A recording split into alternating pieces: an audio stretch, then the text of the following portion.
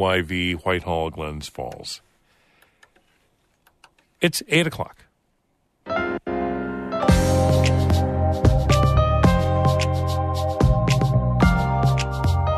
Good morning. This is Northern Light for Tuesday, February 20th. I'm Monica Sandreski. And I'm Todd Moe. This week, we're focusing on stories on the region's complicated history for Black residents.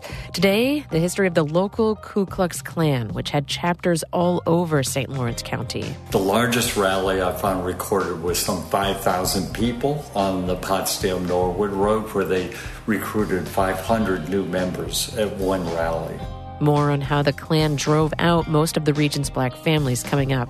The North Country lacks enough emergency medical responders. Healthcare professionals at Clarkson University in Potsdam are trying to double the number of EMS workers with a new program. And the Adirondack Center for Writing is hosting the North Country's Poem Village. Anyone with ties to the region can submit a poem that will be shared around the community, from the bank to store windows. One of our sponsors, Adirondack Health, puts these small little pocket-sized poems on people's trays when they hand out meals to their patients.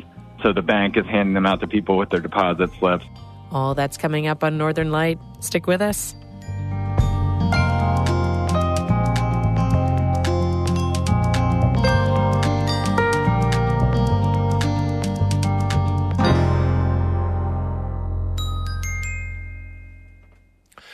Broadcast of Northern Light here on North Country Public Radio is supported by Long Run Wealth, an SEC-registered investment advisor in Lake Placid, providing comprehensive wealth management, retirement, and financial planning solutions, longrunwealth.com, and Fisher, Bissett, Muldowney, and McCardle, attorneys and counselors at law with offices in Malone, Tupper Lake, and Saranac Lake. 800-941-5001.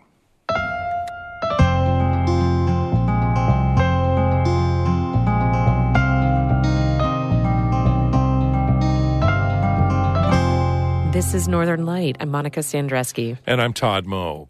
The Saranac Lake Winter Carnival Committee has released a statement after controversy broke out last week over a Confederate flag. A local business owner drove his truck in the Carnival's parade, and that truck had a Confederate flag design on its hood. The Adirondack Diversity Initiative said displaying the flag during Carnival was wrong, since it's a symbol that perpetuates racism and division. In a statement, the Winter Carnival Committee said it heard local concern about the flag and about another parade group that had signs calling for a ceasefire in Gaza. The committee said it's addressing, quote, all areas of Winter Carnival at this time in preparation for the 2025 event. It offered no additional details about why the truck with the Confederate flag was approved to be part of the parade or how it may change its policies in the future.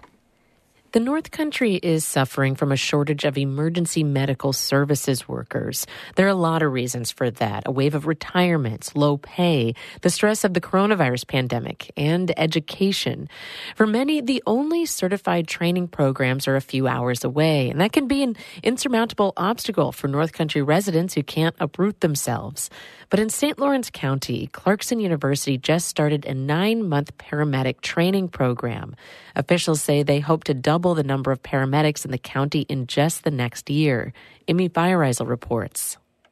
According to a 2022 study done by St. Lawrence County, there were about 25 paramedics working in the county that year, but there were 17,000 calls. That's inadequate ALS or paramedic coverage. That's Doug Wildermuth, the director of EMS and experiential learning at Clarkson University. In rural St. Lawrence County and our surrounding areas, like anywhere else in the healthcare field, we definitely have a employee shortage, specifically on paramedics. That's why Clarkson's just launched a new paramedic training program. The school received a USDA grant for that purpose. The first cohort of 17 paramedic students started in early December and will graduate this August. That could mean a 70% increase in county paramedics, says Wildermuth. Going from 25 paramedics in 2022 to potentially 17 more in the area come 9 months later, that's a big footprint. A huge footprint. And that's because EMS trainings have to be accredited by the state, and there are very few paramedic programs in the North Country. The next closest paramedic program to the east is in Elizabethtown. To the south of us, the nearest paramedic program would be SUNY Upstate in Syracuse. Both of those locations are 2-hour drives away. That limits who and how many people can get paramedic training and has made it hard for St. Lawrence County residents to get trained without upending their lives. But the first cohort of Clarkson's program is changing that. Wildermuth says most of their 17 students are within a 30-minute drive from Potsdam, with a few further afield from Alexandria Bay and Plattsburgh. We wanted to go ahead and create a nice, local, quick, affordable program. The program costs $8,500, and about half of the current students are on some form of scholarship. It's also just 9 months long. That's short compared to other paramedic training programs. They usually last a year or 18 months. The shorter time frame means more concentrated work, with students full-time in school 4 days a week. But at the end of the program, Wildermuth says graduates will be ready to take a federal and state paramedic exam, and then they can get to work. We're not interested in making sure they grab their certificate and do nothing with it. We want them in the back of the ambulances on the road, that's for sure. And graduates should have no problem finding work, says Wildermuth. Paramedics are in particular demand, and they make around $25 to $30 per hour, compared to the $20 per hour that EMTs make. That's because paramedics require more training and can administer critical care in ambulances en route to the hospital. They're able to go ahead and put in IVs, administer IV medications. They're able to intubate. They're able to articulate and look at so many more cardiac rhythms and understand them for the better diagnosis of the patient. Clarkson Hall, where the program is being run, is a great place to learn those skills, says Wildermuth. That's because they have access to special facilities and equipment from other departments at the school, including a cadaver lab, human body models and mannequins, and a large simulation space where they can set up scenarios like car crashes or house calls. And it brings real world life experiences without waiting for the real world life call. Wildermuth says they've already got cohorts number 2 and number 3 planned for later this year. So we can go ahead and ensure that we're doubling or trying to double the amount of paramedics out there within a year and a half. That's one of our long-range goals. He says they're hoping to run the program as long as they can.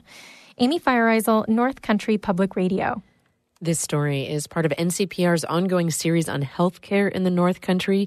You can find the full series at ncpr.org under the News tab.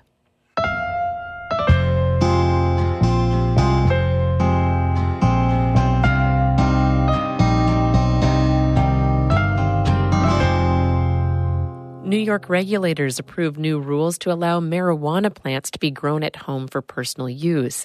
Last week's announcement comes 3 years after then-Governor Andrew Cuomo legalized recreational marijuana.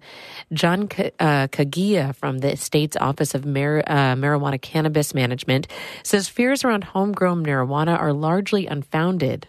While we know that home cultivation of cannabis can raise fears of large grows in densely populated residential areas, the experience from other states tells us that that really isn't the case, and it really informs our outlook for how personal cultivation might impact the New York adult use market. Kagia says the rules for recreational growers build on the requirements for medical patients and caregivers that were implemented last year. The regulation will go into effect in mid-April after a public comment period. Patients at St. Lawrence Health can opt for virtual urgent care appointments starting this week. Folks looking for treatment for mild conditions like pink eye and stomach aches can be seen virtually by a doctor, physician's assistant, or nurse practitioner. Research shows that telehealth services reduce unnecessary trips to the emergency room and allows healthcare providers to see more patients in a day. Telehealth appointments are available 7 a.m. to 10 p.m. daily. And Champlain Area Trails, a local land trust, is offering 2 free outdoor events for families during the February school break this week. The first one is a beginner cross-country ski lesson at the Katyville Recreation Park on Wednesday, tomorrow from 1 to 3. Skis and poles will be available on a first-come, first-served basis. The event is a partnership with Plattsburgh Parks and Rec. According to a press release, Katz is also inviting families to a beginner snowshoe hike at the Sophie's Lair Trail in Willsboro on Saturday morning. The Land Trust will provide snowshoes for folks who need them, but participants are encouraged to bring their own. While the events are free, pre-registration is required and donations are welcome. If you're interested in attending, you can visit ChamplainAreaTrails.com for more information.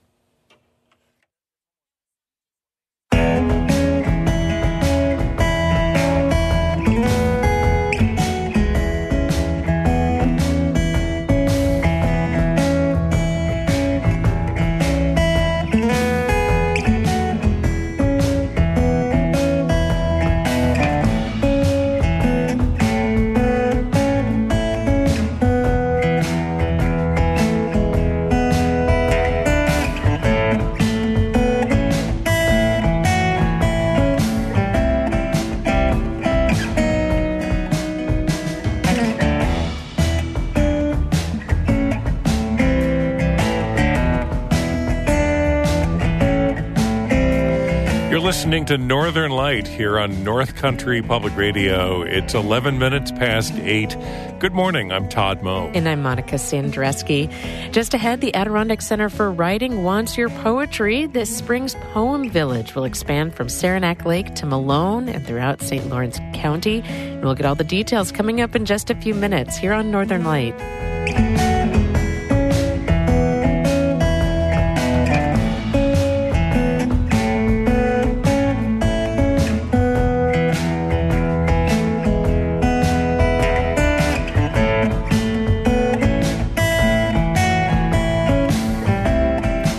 Music by Wrights and Tongue in Edwards. Northern Light is supported by Adirondack Foundation, connecting generous donors with the causes they care about in the places they love today, tomorrow, and always. More at adirondackfoundation.org.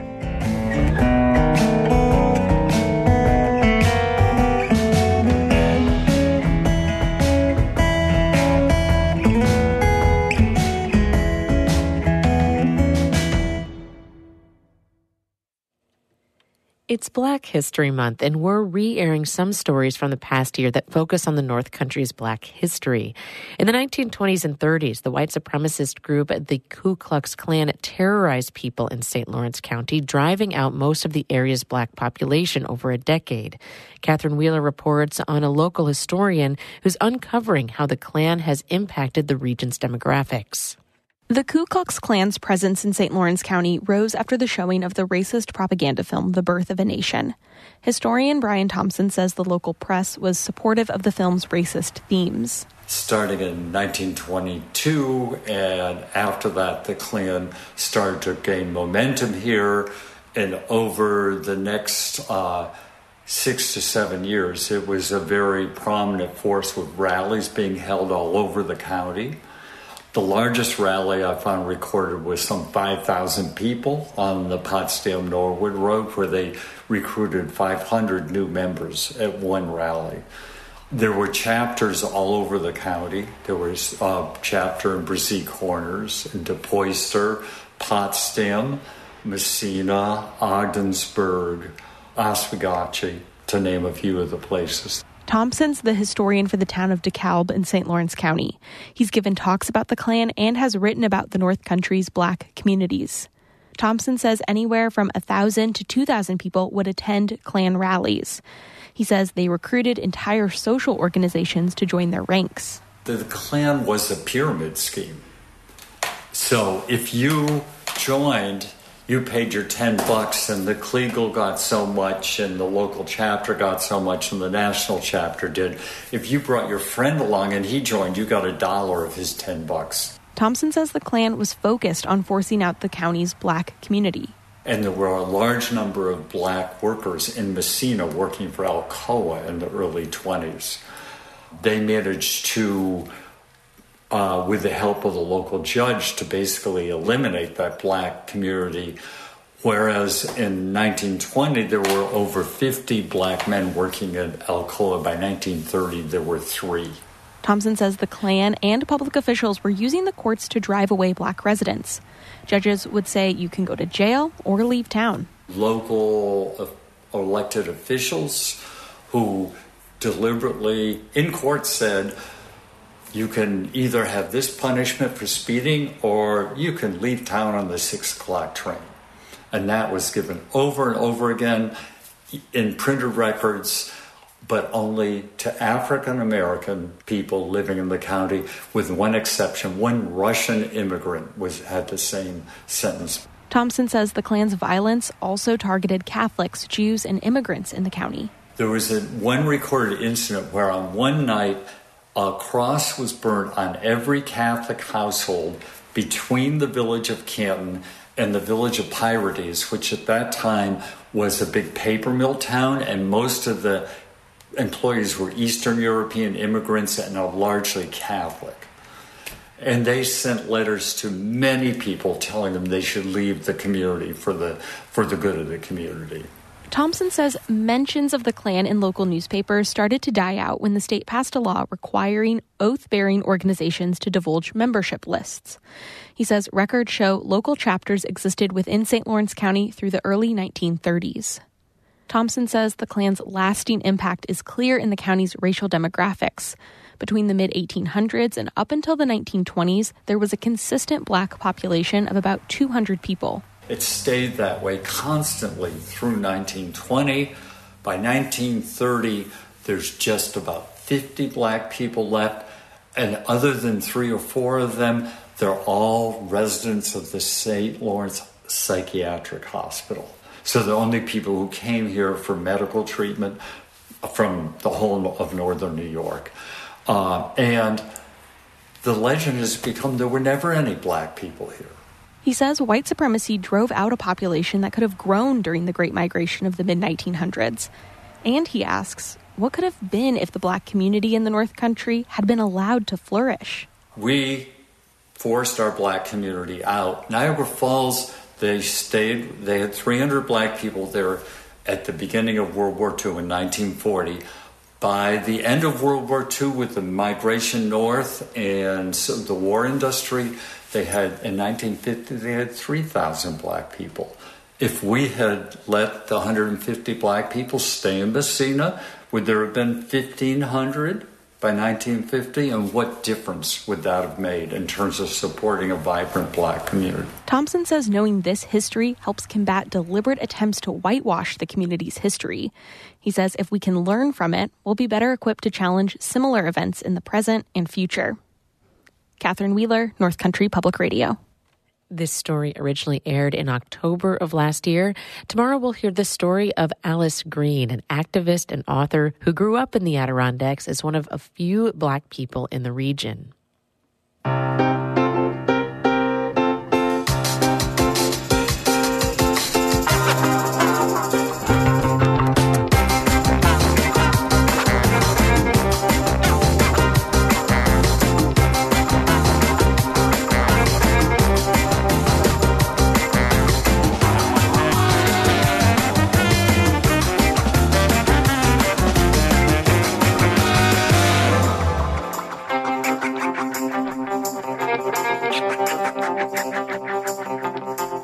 You're listening to Northern Light here on North Country Public Radio. I'm Todd Moe. And I'm Monica Sandreski. In just a minute, a look for local poetry in many shop windows this spring as part of the Adirondack Center for Writing's annual Poem Village. We've got a preview coming up. Then stick around after the show for Bird Note coming up at 8:42. First, Todd has a look at the weather.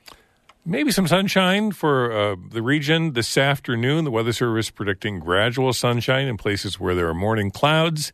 Highs today right around 30. It'll be cold again tonight with mostly clear skies. Lows single digits to the teens overnight tonight.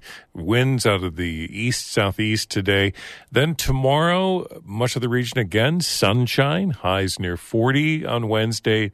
Highs in the low 40s on Thursday and Friday with maybe some scattered rain showers later on this week. And then colder over the weekend. The extended forecast calls for partly cloudy skies Saturday and Sunday with highs around 30. Right now in Canton, clouds, 17 degrees.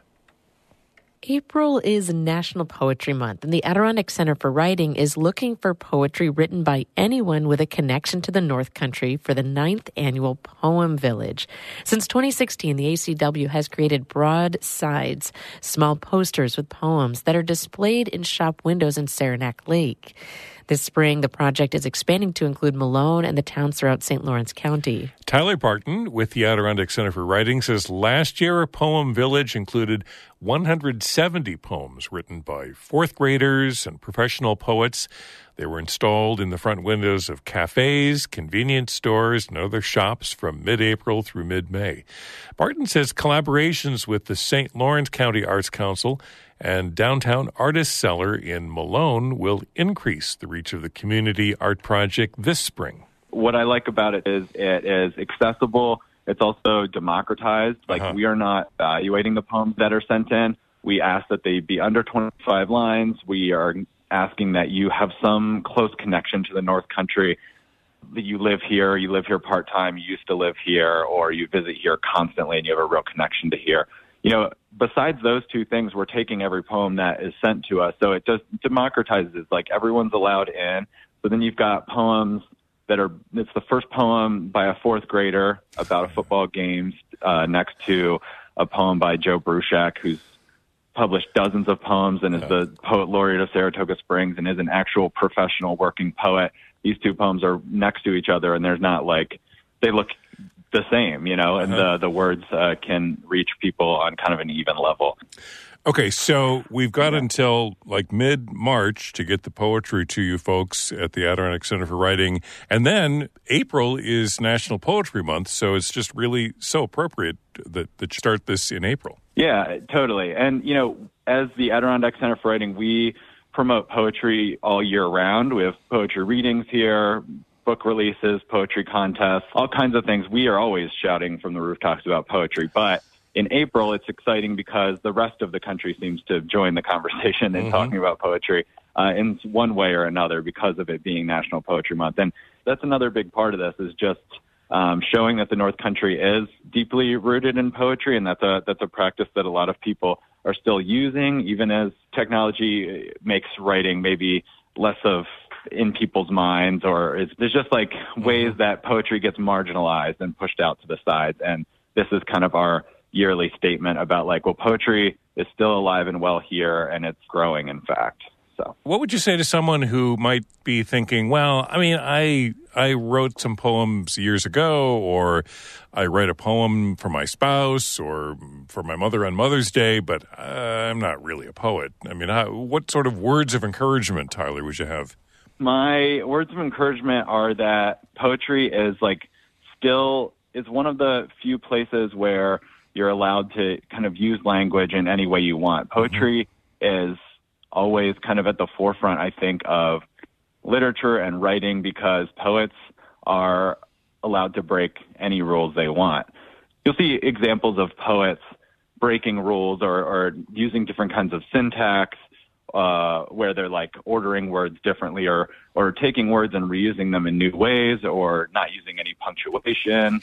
I think if anyone is struggling with coming up with something to write about, something that worked a lot last year, just serendipitously, this seemed to be in the zeitgeist of the North Country, is a poem in the form of a list. So last year, we had lots of fourth graders send us poems, and they actually came to the Adirondack Center for Writing and gave a reading of their poems here. And a lot of them had done exercises in school where they're writing what's essentially a list poem, where the first few words of every line are the same, and they're kind of plugging in the second half of the line. Some of my favorite poems were written in the list form last year as well. I have examples, but I don't know if you want me to read poetry. Yeah, if you've got an example, I'd love to hear it. Cool. Okay, cool. So I'll read one from a fourth grader and then another one from an adult, and they both fit this kind of list poem format. I like this one. This one's called Me by Annabelle Snyder from Bloomingdale Elementary. I feel like a bird when I am jumpy. I feel like a leaf in the air when I am calm. I feel like the sun when I am happy. I feel like the stars at night when I am curious. I feel like a waterfall when I feel them all. Wow. And that's the poem. So it's 5 lines. Some of the lines are surprising. Some of them are predictable, but overall, the poem gives me a lot of joy to read. Oh, yeah. And then I love this poem by Vanessa Ciccarelli from Plattsburgh. It's called Shout Out to Women Who Are Off the Rails.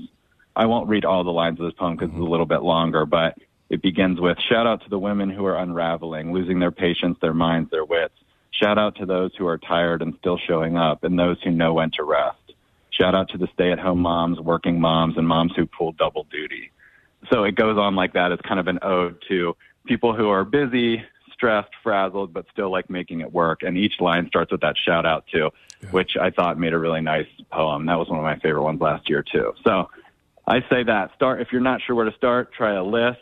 I personally get a lot of inspiration from reading the newspaper. I take bits of language that I like from the newspaper and compose like kind of remixes with language that I find in the newspaper, and that's a form of found poetry. So it all goes to what ACW is all about, is like showing people all the ways that poetry can be surprising and make people think twice about writing. So Poem Village kind of takes three forms. The first form that's well known is the poems in shop windows that people kind of discover as they walk around. The other form is on our website at AdirondackCenterForWriting.org/Poem Village. You can also just find it by Googling Poem Village ACW. All of the poems are published on our website to peruse through. What we do is each week through April and May, we release like a batch of 25 poems. They'll come out in our email newsletter, but they'll also appear on that page of our site. And so there's a digital copy of each poem. And then the third form is that the poems are also printed on small, like postcard-sized poems, and these are given to some banks locally, put around in cafes, and given to one of our sponsors, Adirondack Health, who puts these small little pocket-sized poems on people's trays when they hand out meals to their patients. So the bank is handing them out to people with their deposit slips, and then the cafe, you can pick some up with your coffee. So there's that element as well. So we try to really blanket the North Country with poems. Tyler Barton is program manager at the Adirondack Center for Writing in Saranac Lake. He's encouraging all of us, even if you've never written a poem before, to consider writing and submitting your work for this year's Poem Village. The deadline for submissions is March 18th, so you've got about a month, with poetry postings starting in April. There's a link with more information on our website, ncpr.org, and you can also visit the website, AdirondackCenterForWriting.org. It's 27 minutes past 8.